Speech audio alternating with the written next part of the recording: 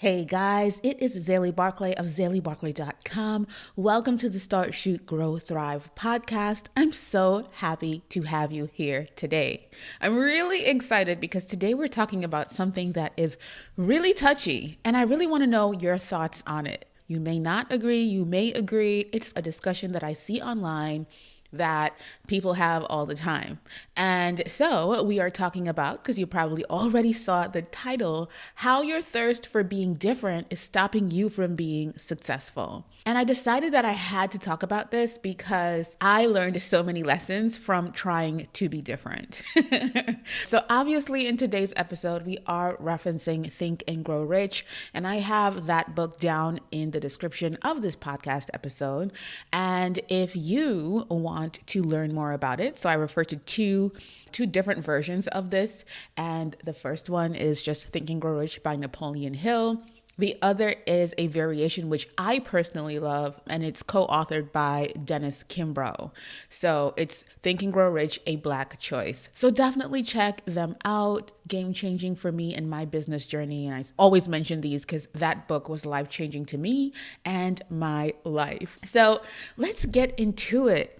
Why do we always feel the need to be different? And I feel like this is for creatives, creative business owners, artists. And I think that it's not only about why do we feel the need to be different, but we use this need to be different and we exercise ourselves from people finding us or knowing who we are and what we do. And so we end up thinking that being different is better. And don't get me wrong, being different is an amazing thing, but I think that we seem to always miss that being uniquely who we are is actually how we can be different. So you don't have to try too hard to be different. Have you ever seen someone who was trying really hard to be different or really hard to stand out and it just ended up translating as corny? Let me know if this has ever happened to you. But I like to think that this is not always the best thing to do, to really try hard to stand out and be different, because I really feel like we are innately different as individuals. And in speaking about being different, I'm going to refer to it in two different ways that I'll talk about as we move forward. But I find that people try to be different so much that they confuse other people, especially when it comes to business. So we know that business is really about solving a problem for someone and getting paid to solve that problem. It's really an exchange. And I feel like in the thirst to be different, a lot of us confuse our audience or the people that might potentially want to buy from us because we want to be different and prove that we are great at so many different things. Have you ever met someone who you ask them, hey girl, what do you do? And they tell you, I'm an artist, designer, lawyer, all those different things at once. Sometimes you'll see this in groups. You'll ask someone a question, or you'll ask people, what do you do? And they list 5 different things. And I think that sometimes we do that in the effort to be different or to stand out or to show people that, well, I'm different because I know how to do all of these things.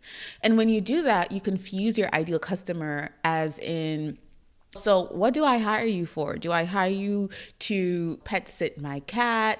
Or do I hire you to look at my real estate or to find real estate for me? And I'm obviously just bringing up thoughts here as we go along. But I think in that thirst to be different or to really stand out, hopefully, we end up confusing people as to how we can really help them as business owners. So that's something that I've been coming across lately a lot. And we're going to talk about how you can actually demystify this or pick that thing, which is one thing that I know that people struggle with in the online space. Picking one thing that you actually want to be known for. I think that it's really essential. And I had to make this decision myself. Picking one thing and being known for that one thing, and then being able to do whatever I felt like. For me, when I think about Oprah, or I think about people that I really admire. They really focused on being known for one thing. And then they decided, after they accomplished that one thing, that they can do anything else, any other passions that they had or things that they were really into. They did those things after. And I want to know if you struggle with this as well. Are you struggling with specifically being known for one thing, or choosing that one thing that you actually want to be known for? Because a lot of us are multi-talented. We are educated in different layers and tiers on different things. And we go with the fact that we don't want to leave something behind. What if I'm missing out on being the most popular cat sitter if I choose real estate? Or what if what if I'm not the most popular cat sitter and I fail at real estate? And the thing about it is that if you focus on too many things, you never get the opportunity to be known for something specific and then move on. Or if you're focusing on 5 different things that you are doing, it's hard for you to focus on being successful at one thing. And so you end up giving your attention to 5 different things and not tapping into that one thing that you can actually be great at and doing the other things after. And this is a really tough conversation to have, because if you tell a creative you have to pick one thing to stand out at, it's very hurtful, right? Because it comes across like you're telling me to leave other things behind, and I'm passionate about them. And one thing that I had to really learn is I can be passionate, I can be multi-passionate, I can be passionate about different things, but when it comes to my business and the thing that I'm putting myself out there for the most, that needs to be clear, clean cut. It needs to have no questions around how I'm able to serve my ideal client. So that's one thing. So I myself had to pick something. I'm a lover of fashion, style, design, hair, makeup, all of these things. But I realized that I was able to help people the most by helping them get over the fear of getting on camera to sell their products and services. And so usually your passion for what you do comes from something that you were able to get over or become really great at. And it's a thing that you have to decide. What am I going to do to make money if I do want to run a business? And I hope I'm making sense here, guys. If you disagree, definitely let me know. I want to know people's thoughts about this, because I know it's a really messy topic. Some people tell you you don't have to choose one thing, and I totally get that. But I myself realized that I could not succeed until I picked something and became really great at it. And later on in life, I would love to launch a line of, clothing. I would love to launch a skincare line. I have so many things that I want to do later on. So I spoke about this in one of my live streams some time ago. Look at Rihanna. She got known for singing. She is Robyn Fenty, Rihanna, and she became a worldwide superstar and one of the most known pop stars and singers out there. And she used that to leverage into her launching into fashion, into beauty, into skincare. And even though people still keep asking her for that album, guess what? She may not have been able to launch a successful skincare and makeup line if she was not Rihanna. Let's just be honest about it. If she was Robyn Fenty in Barbados at 19 years old, wanting to come out and do that, what happens is there was not much leverage. Like, nobody knew who Rihanna was at that time or who Robyn was at that time. And so she used her career as a springboard in order to do what she really wanted to do later on. I just want you to take that example of how you don't have to leave the things that you're passionate about behind, because makeup and beauty was something that Rihanna was always very passionate about. I hope I'm making sense here, but I really felt like I needed to share this. Even when we see creatives who are artists, you got to pick what kind of artist you are. Like, what are you really great at? What do you really want to be known for? So being known for different types of art is great, but what about if people knew you for one specific kind of art, and it didn't matter for a time frame, of course, and it didn't matter what they knew exactly what they would be coming to you for. Like I said, guys, this episode is really messy because I'm really passionate about it, so I'm probably rambling, but listen. I'm really passionate about this because I feel like this is a question that I see a lot. This is something that people struggle a lot with. You want to have a successful business, but you're not picking one thing. You're not picking the thing that can solve an immediate problem that someone is looking for. And I feel like it comes from that need to be different, or just to that need to be different. I am great at 5 things, so I'm different and I'm better than everyone else because I'm super smart and I'm multi-talented. And then we end up just not focusing on one thing. And a lot of times I feel like that wanting to be different or sticking to 5 different things and not really being a master of one also comes from fear. So I mentioned this before, and it comes from, I feel like, the fear of picking one and failing at that, when that is exactly what you need to do. You need to pick a thing and fail at it. Like, I picked design early on and I failed at it because I realized no one really knew me. I didn't have connects in the design world. And although I loved fashion and design, hey, I really needed to focus on building my personal brand, and then I can tap back into that kind of Rihanna. And you got to think about it in that way. I even see examples of being different as, going back, and I did fail at that, and that was okay, but now it layers into what I will accomplish in the future, and that's totally fine. But what I was going to say is I do see examples of wanting to be different by how you name yourself or your business. You might be one to say, hey guys, I'm trying to find a fancy name for something that we all know. So let's say you are you know what? Let me be transparent. I remember I've always been passionate about video content. I started teaching about it in 2015. And I remember at one point, which is 2015, it was pretty early for video content and people really teaching and sharing about video marketing. Now it's an essential. But I remember labeling myself a video strategist. And at that time, everyone was linking strategist to their name because it sounded really good.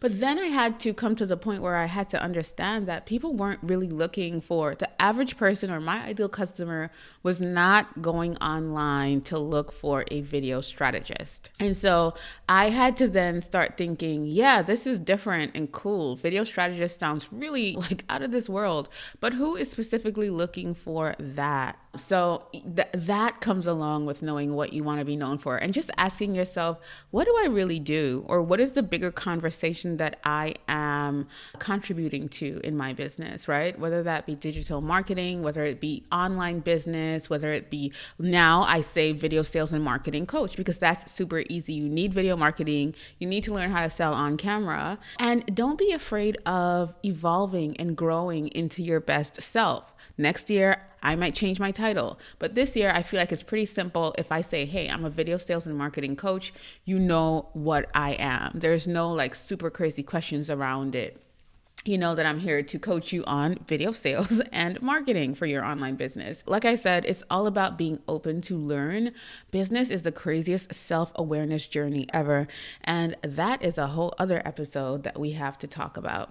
But I want you to think of what your title is, and can someone decipher immediately how you are able to help them? Example, if I say, hey, I'm a virtual assistant, then you have an idea of that person's need immediately. Right? If you say, I'm a virtual assistant, you know that they may need someone to help them get their business together or organize or do tasks in their business. What title are you using so that your ideal customer doesn't have to guess too much to figure out how you can help them?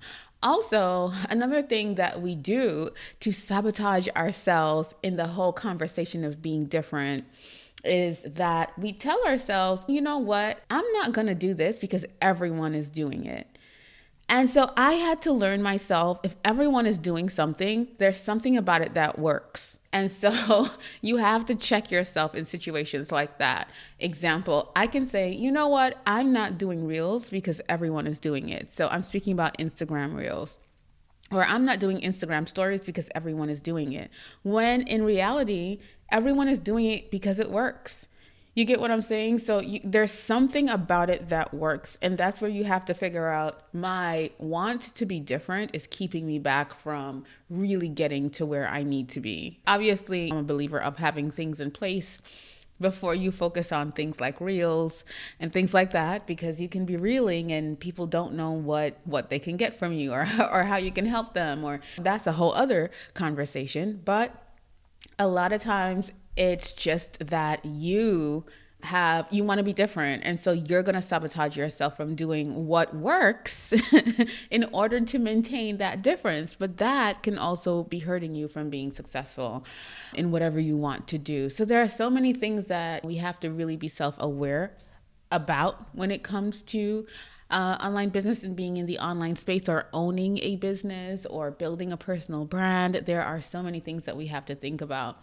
And that brings me to just reminding you that what really makes you different is how you think about yourself and your desires, right? How you think about what you want to accomplish and the action that you're actually taking to accomplish whatever it is. That's really what makes you different. Consistency makes you different because you are always showing up. Dedication makes you different because people know that you are really committed to helping them be successful in whatever it is that they are doing as it pertains to your business. Those things make you different. You committing to the bigger picture and the longer game and still showing up after years at what you do really makes you different. Those things make you different because 95% of people aren't willing to commit. They aren't willing to show up. They aren't willing to fail in front of a lot of people. They aren't willing to just put themselves out there. So honestly, the things or the ways that you're trying to be different it's not adding to your success or your journey. So I just needed to share this because this is something that I have gone through as well. I don't speak about anything that I haven't been through or haven't felt or haven't overcome. And so even when we go back to, like I said, my favorite book, Think and Grow Rich, Napoleon Hill mentions specialized knowledge as being different or being able to stand out. So we have that reference of, if you're a doctor and you're a general practitioner, that means that people come to you for every and anything. And then you, being a general practitioner, are able to send them over to a specialist, whether it be a chiropractor or a heart doctor. I can't remember the name right now because I am just on a tangent and trying to get this out to you guys. But yeah, so think about it in that way. And so he says that there are two types of knowledge. There's general knowledge, which is more popular, especially it's just more popular. General knowledge is more popular. Specialized knowledge, however, is where you really hit that zone of genius. When you get obsessed with one thing and you become really great at one thing, or if you have specialized products and services that you sell, oh my gosh, it's so easy for people to pay you for an exchange of information, service, product, or whatever it is. So really focusing on how you can become specialized in what you do and how you serve people.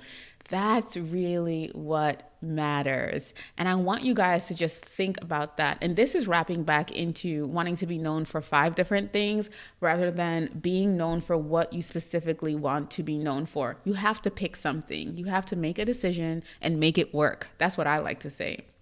So I want you guys to really think about that. And genuinely, the biggest difference is already happening. The biggest difference, or how you are really different from everyone else, is just by being yourself. Guys, I always have goodness in the description, so definitely check that out. Check out the show notes and head over to ZaleyBarkley.com if you want an expansion on this episode. And I thank you for being here. I really appreciate you. I love you for listening, for allowing me to speak into your journey. And I will see you in the next episode. Take care.